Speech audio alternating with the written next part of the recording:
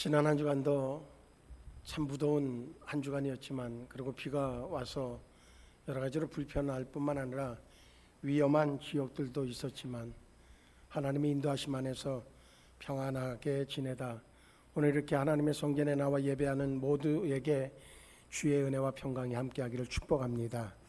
하나님의 인도하심 안에 거할 때에 그것이 가장 안전한 줄로 또한 믿습니다. 우리 옆에 분들하고 오늘도 다시 한번 인사합니다. 우리의 인도자는 하나님이십니다. 말씀에 순종하는 삶을 삽시다. 모든 결과는 하나님의 뜻이 이루어지길 원합니다. 아멘. 어제 인천 쿠팡 물류센터가 불이 났다고 그래서 먼저 생각나는 건 주권사님이 생각나더라고요.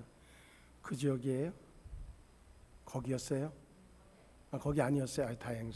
다행스럽다고 하긴 또 그렇고, 어디든지 불이 나서 위험하면 안 되는데, 그래요.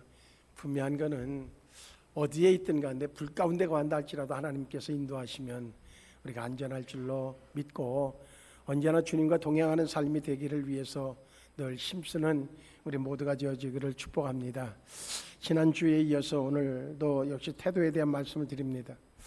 지난주에 능력, 실력과 태도에 대한 비교를 해드리면서 이런 얘기도 했습니다. 능력과 실력은 회사를 들어가는 데에 조건은 되어질 수 있는데, 태도는 그 회사에서 승진하는 조건으로 가장 아주 유용한 그러한 조건이 태도라고 하는 말씀도 드렸어요. 우리는 우리의 삶의 태도, 요즘엔 어디에 사로잡혀 있는가 하면 남들이 어쨌든 간에 나만 괜찮으면 괜찮은 거예요. 나만 좋으면 좋은 거예요. 그러다 보니까 별 웃지 못할 상황들이 벌어지는데도 불구하고 이제 점점 어떤 의식이 아주 무섭게 다가오고 있는가 하면 너 좋아서 하는 건데 뭐 나한테만 피해 안 되면 네가 뭘 하든 간에 상관없다고 하는 생각으로 점점 이렇게 스펀지에 물이 젖어드는 것처럼 그렇게 젖어들고 있단 말이죠. 사실 그것만큼 위험한 게 없어요. 뭔가 옳고 그름, 잘못된 것, 잘된 것, 이것이 명확하게 선이 그어져 있고 누구든지 동일하게 그것에 동의할 수 있는 사회가 사실은 안전한 사회고, 그래도 격이 있는 사회가 될 수 있습니다. 근데 이것이 무너져서 어쨌든 자기만 좋으면 되고, 그리고 나한테 직접적인 상관이 없으면 괜찮은 것이 되어지는 사회가 되어지면 언젠가 그 칼끝은 자기에게 올 수 있다고 하는 겁니다.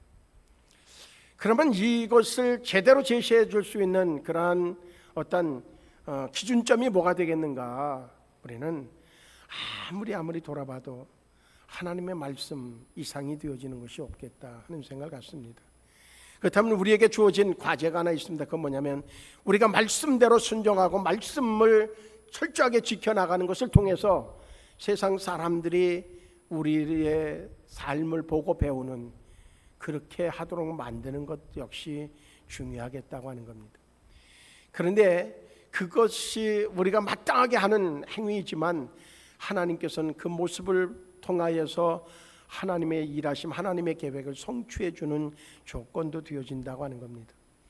지난 시간에 우리는 그런 말씀을 배웠습니다. 무엇을 하든지 어떻게 하면 어떤 태도가 우리에게 유익하고 많은 사람들에게 감동을 줄 수 있는 태도냐, 그것은 누구에게 하든 간에 우리가 죽게 하듯 하면, 어떠한 사람을 만나든 누구를 어떤 상황에서 맞부딪히든 상관없이 죽게 하듯 하면, 그러면 우리는 인정받는 태도가 되어줄 수 있고, 뿐만 아니라 좋은 영향력을 주는 태도가 되어줄 수 있다 하는 말씀을 드렸습니다. 오늘은 한 절입니다. 로마서 12장 2절은 이렇게 얘기하고 있습니다. 다시 제가 읽어드리면, 너희는 이 세대를 본받지 말고, 그럽니다. 이 시대를 본받으면 어떻게 돼요? 나만 해를 안 입으면 되는 거고, 내가 옳으면 옳은 거고 하는 것이 요즘 세대의 세태라고 하면 이거 본받지 말라는 겁니다. 그리고 어떻게 하라고요? 오직 마음을 새롭게 함으로 변화를 받아서 우리도 역시 그 안에서 살아가다 보면 우리도 알지 못하는 사이에 그렇게 젖어들 수 있다는 거죠. 광야를 얘기하면서 그런 말씀을 드렸습니다. 이스라엘 백성들에게 왜 광야가 필요했을까? 필요의 요인 중에 하나는 그들이 애굽에서 430년이라고 하는 시간, 오랜 시간 동안 몇 대를 이어오면서 살아오면서 믿음 안에 살겠다고, 정말 우리는 하나님의 백성이라고, 하나님이 기뻐하는 자가 되어야 된다고 그렇게 결단하고 그렇게 서로가 정말로 그 경계해 가면서 그렇게 했다 할지라도 430년이라고 하는 시간은 자기도 모르는 사이에 뭔가 그 애굽의 풍습이, 그들에게 믿는 이방신들이 슬금슬금 들어와서 나도 모르는 사이에 내가 전혀 인식하지 못하는데, 그런데 내 행동 속에서 그들의 모습이 드러날 수 있다고 하는 거죠.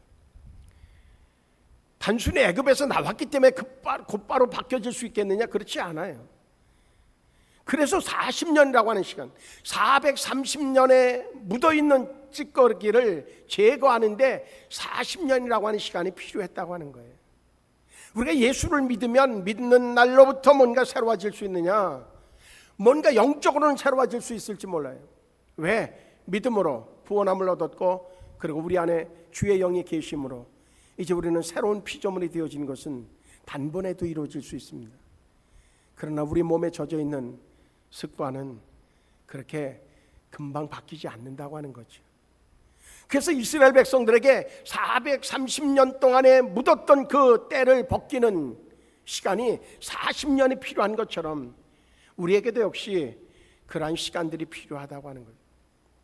어떤 사람이 교회를 다니고 그러면은 나 교회 지난주에부터 다니기 시작했다고 그러면, 그런데 너 왜 안 바뀌어? 라고 얘기하면 그거는 말하는 사람이 뭔가 착각했든지 아니면 뭔가 조금 무식하든지 그런 거일 수 있다는 거죠. 오늘 본문에서 명확하게 얘기해요. 본받지 말고 오직 마음을 새롭게 함으로 변화를 받아, 그 다음에 뭐예요?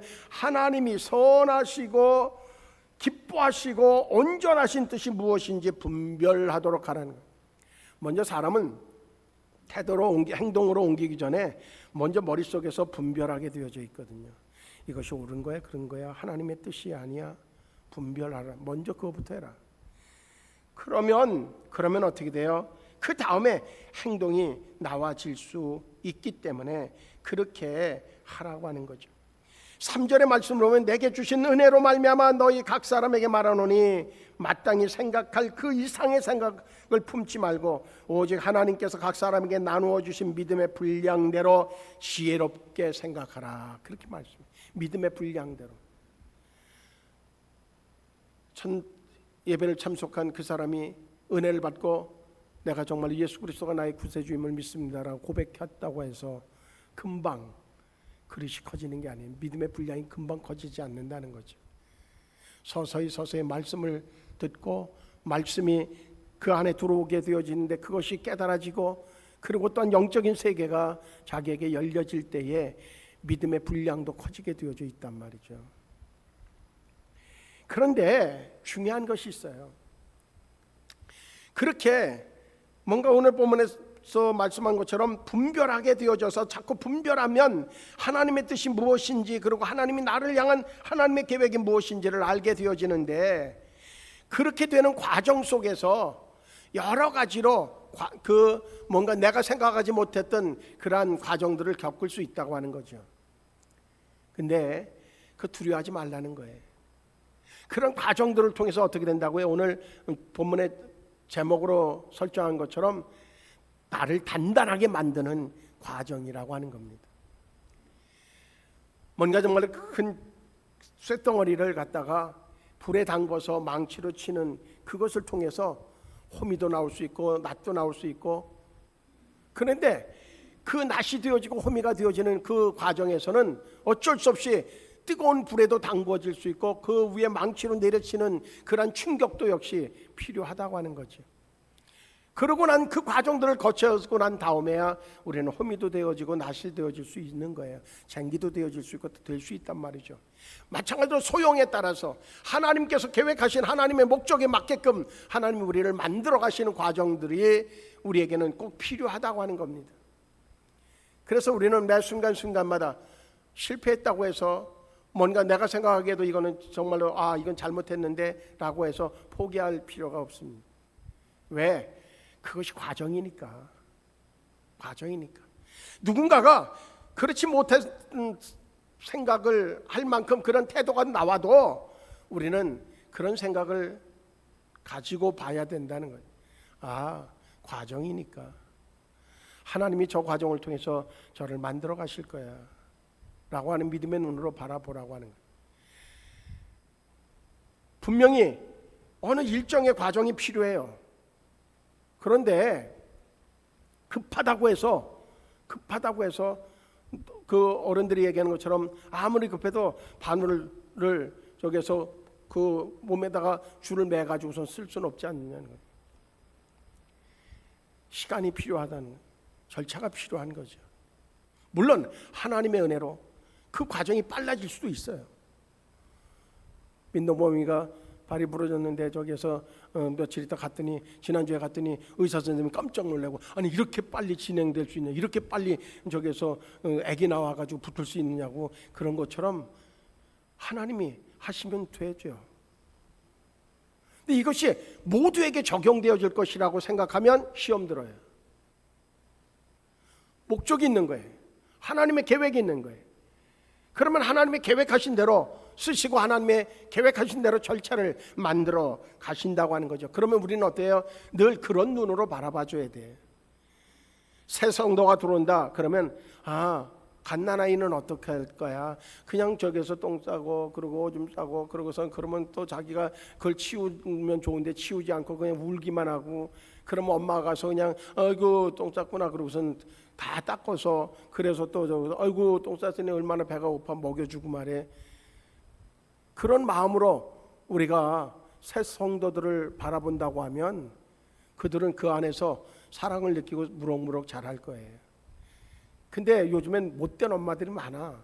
자기 놀러 가려고 애 밥 먹는 것도 저기 젖 먹이는 것도 그 생각하지 않고 문 걸어 잠그고 나갔다가 애가 며칠 동안 돌아다니고 왔더니 애가 죽었다는 거 아니죠? 아니에요.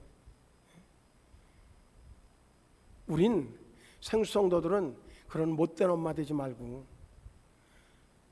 가정에서도 역시 마찬가지예요.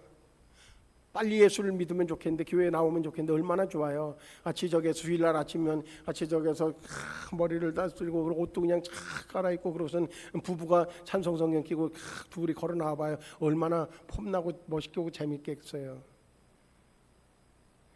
그냥 주일날 아침에 막 준비하면서 이렇게 쳐다보면 텔레비 앞에서 리모컨이나 돌리고 있는 그 모습 보면 짜증나가지고 아이고 저 인간 이러면 더 늦어져요.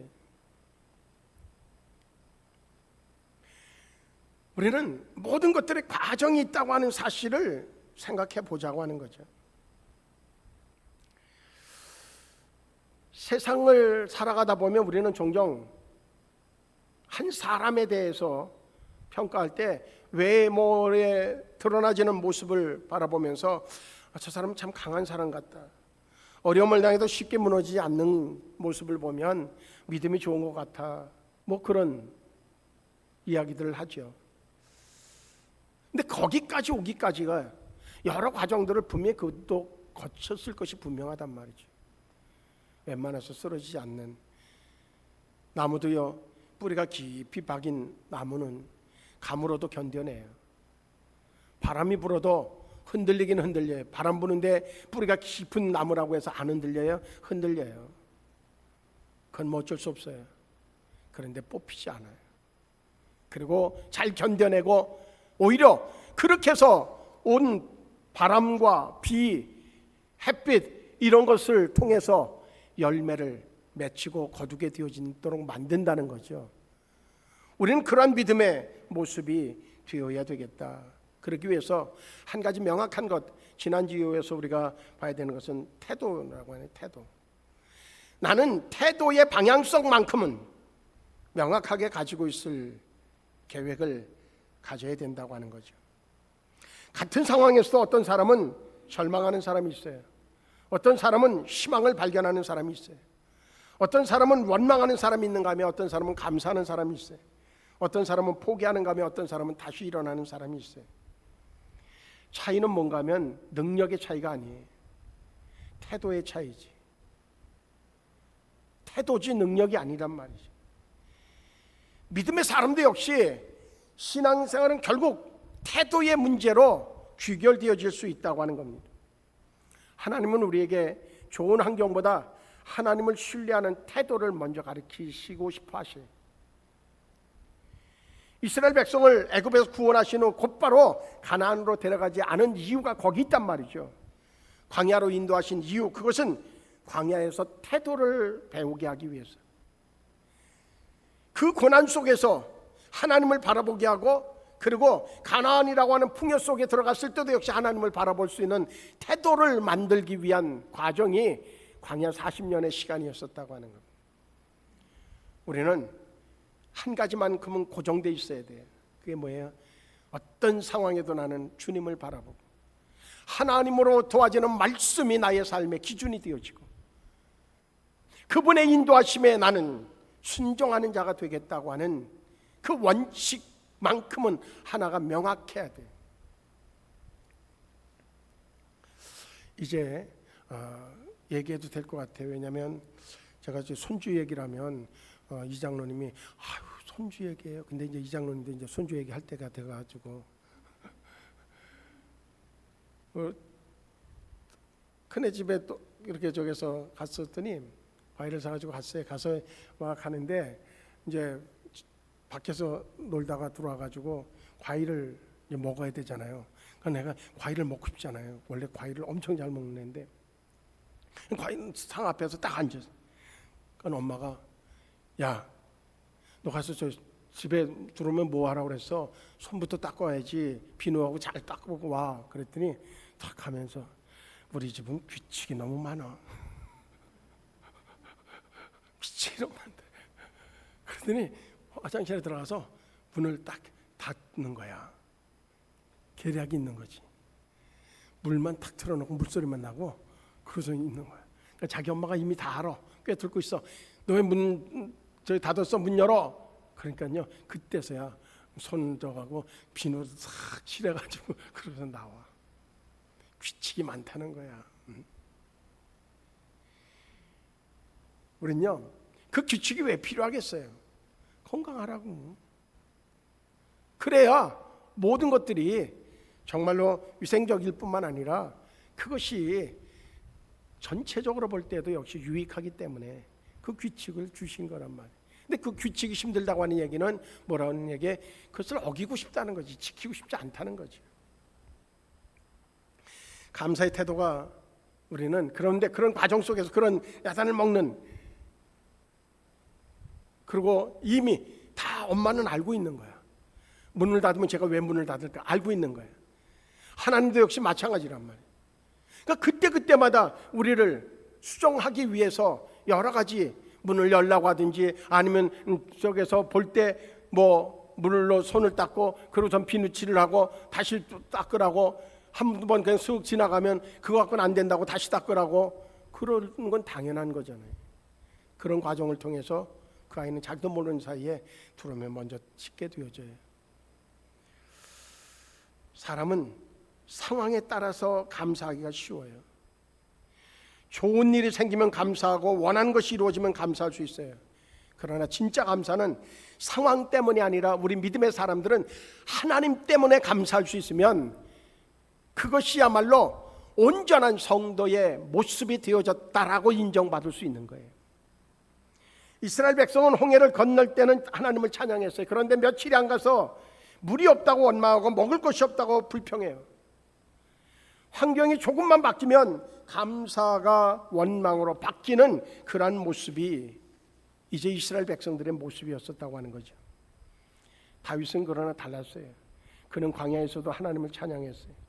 사울에게 쫓기면서도 하나님을 신뢰했고, 왜 그런가 하면 그는 환경을 본 것이 아니라 하나님을 보았기 때문이었어요. 그는 어쩌면 그것이 광야에서 양과 소를 키우면서 그는 경험했기 때문이었을 거예요.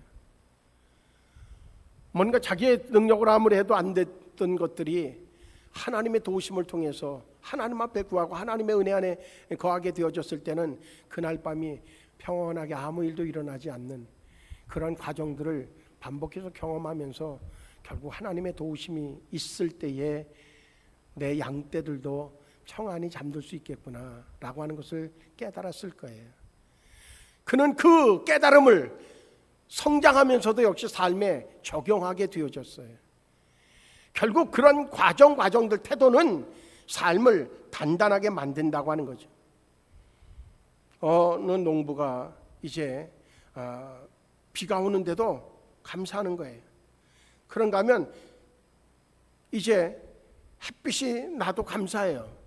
사람들이 보고 물었어요. 당신은 이래도 감사하고 저래도 감사한 이유가 뭡니까? 그랬더니 비가 오면 가뭄을 막아주신 하나님 앞에 감사하죠. 햇빛이 나면 곡식을 익게 해주시는 하나님 앞에 감사할 따름입니다. 그는 감사하지 못할 이유가 없다는 거예요. 왜? 하나님이 계시면, 하나님을 신뢰하면 하나님께서 이런저런 거 다 가지고 선으로 바꿔주시는 분이라고 하는 사실을 믿기 때문에 감사할 수밖에 없다는 거예요. 이것이 믿음이에요. 감사는 문제가 없기 때문에 감사하는 것이 아니라 문제를 이길 힘을 주시기 때문에 감사할 수 있는 거예요. 문제가 없기 때문에 감사한다고 하면 문제가 생길 때마다 불평할 거예요. 그런데 우리는 그럼에도 불구하고 감사할 수 있는 이유가 있는데 그건 뭐냐면 문제가 없기 때문에 아니라 문제를 이길 힘을 하나님이 주시기 때문에 감사할 수밖에 없다는 거죠. 감사는 환경을 바꾸기 전에 사람을 먼저 바꿔요. 원망하는 사람은 점점 약해지고 악해지지만 감사하는 사람은 점점 강해질 수 있다고 하는 겁니다. 그래서 오늘 우리에게 필요한 것은 더 좋은 환경이 아니라 더 깊은, 더 많은 감사가 필요한 줄로 믿습니다. 그와 동시에 지난주에 한 가지 태도에 있어서 성도가 가져야 될 태도에 대해서 말씀드린 게 있어요. 그건 뭐냐면 책임지는 태도입니다. 책임지는 태도. 아담과 하와가 책임성 있게 자기들이 실수를 했다 할지라도 정말로 내가 마음의 유혹을 이기지 못해서 죄를 졌습니다. 그랬으면 상황이 어떻게 됐을까? 그런데 자꾸 책임을 지지 않고 그저 책임을 상대방에게 씌우려고 하는 그 과정이 그들로 하여금 고통 안에 이제 들어갈 수밖에 없도록 그렇게 만들었다고 하는 거죠. 이제 우리는 진정한 성도의 자세 속에 꼭 필요한 것이 있어요. 그건 뭐냐면 책임지는 태도. 다시 한번 강조하지만 책임지는 태도라고 하는 겁니다.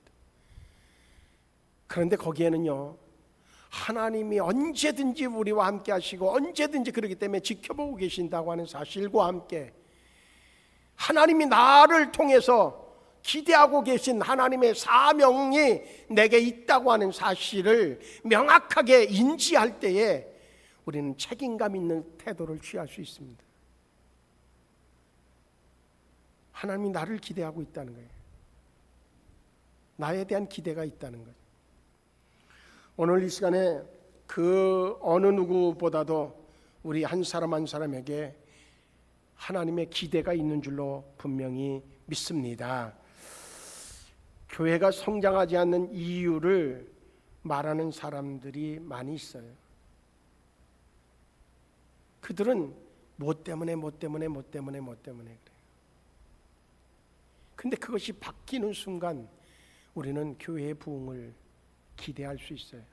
물론 모든 것들이 하나님의 계획이죠. 그런데 분명히 우리의 태도의 변화는 놀라운 하나님의 응답을 앞당기는 기회가 되어질 뿐만 아니라 하나님의 능력을 체험할 수 있는 기회가 되어질 수 있습니다. 환경 때문에 누구 때문에 그 얘기가 바뀌어서 내가 이제 기도하겠습니다. 내가 전도하겠습니다. 내가 헌신하겠습니다. 그런 말로 바뀌어지면 책임을 나에게 돌리면 그러면 하나님께서 놀랍게 역사하시는 그러한 은혜를 경험할 줄로 분명히 믿습니다. 하나님은 책임지는 사람을 통해서 하나님의 계획을 성취하십니다. 느헤미야는요, 그 무너진 성벽, 예루살렘 성벽을 바라보면서 슬퍼만 했던 사람이 아닙니다. 그는 책임성을 가지고 그것을 다시 세우려고, 하나님의 성전, 예루살렘 성전을 세우려고 그는 가진 노력을 다 기울일 때에 하나님께서 그를 통해서 큰 일을 이루신 줄로 믿습니다. 그와 동시에 앞부분에서도 반복해서 얘기한 것처럼 실패에 대한 태도 중요해요. 그때마다 하나님이 이루시기를 원하시는 계획 속에서 나에게 이 경험을 통하여서 하나님이 원하시는 것이 있다고 신뢰하고 다시 일어나고 다시 일어나는 그 자에게 하나님은 은혜로 인도하심을 보여주실 줄로 믿습니다. 베드로를 통해서도 그 가운데서 역사하신 것처럼 하나님은 우리를 통해서 그 은혜와 그 능력을 이루시는 줄로 분명히 믿습니다. 오늘 본문의 말씀을 다시 한번 정리합니다. 너희는 이 세대를 본받지 말고 오직 마음을 새롭게 함으로 변화를 받아 하나님의 선하시고 기뻐하시고 온전하신 뜻이 무엇인지 분별하도록 하라. 하나님이 분별하는 우리를 통해서 하나님은 그 놀라운 일들을 이루실 줄로 믿습니다. 그러기 위해서 우리는 다 우리의 시선이 고정되어 있어야 합니다. 그 시선이 어디에? 하나님에게 고정되어져 있고 거기서부터 모든 생각의 판단을 분별을 하고 그리고 우리의 행동의 그 태도를 어떻게 행동할지를 결정하는 그 자세를 늘 가지고 적용할 때에 분명히 하나님이 이루시는 놀라운 능력을 보게 되어질 줄로 믿습니다. 이제 우리의 태도를 통하여서 세상을 바꾸는 그런 놀라운 변화를 기대할 수 있길 원합니다. 생수교회가 이제 우리 한 사람 한 사람의 믿음의 태도의 변화를 통하여서 하나님의 일하심을 정말 어찌 보면 기적과 같은 일들을 이루어내는 그러한 놀라운 역사가 우리 앞에 놓여져 있는 줄로 믿습니다. 올 한 해 후반기가 하나님의 일하심을 우리가 우리의 태도의 변화를 통하여서 이루어내는 후반기로 우리가 맞이할 수 있기를 저와 우리 모두가 함께 힘써서 주의 영광을 드러낼 수 있기를 주의 이름으로 축복합니다.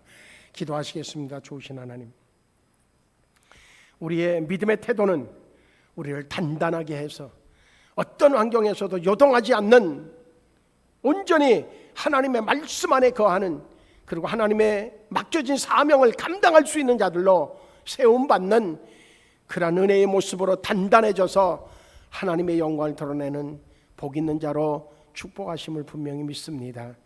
이제 가정에서, 직장에서, 교회에서 우리 모두의 믿음의 태도가 진정으로 하나님을 기쁘시게 할 뿐만 아니라 세상 사람들에게 예수 그리스도가 구세주임을 믿게 하는 그러한 통로로 열려질 수 있도록 우리 하나님 축복하여 주시옵소서. 예수님의 이름으로 기도하옵나이다. 아멘.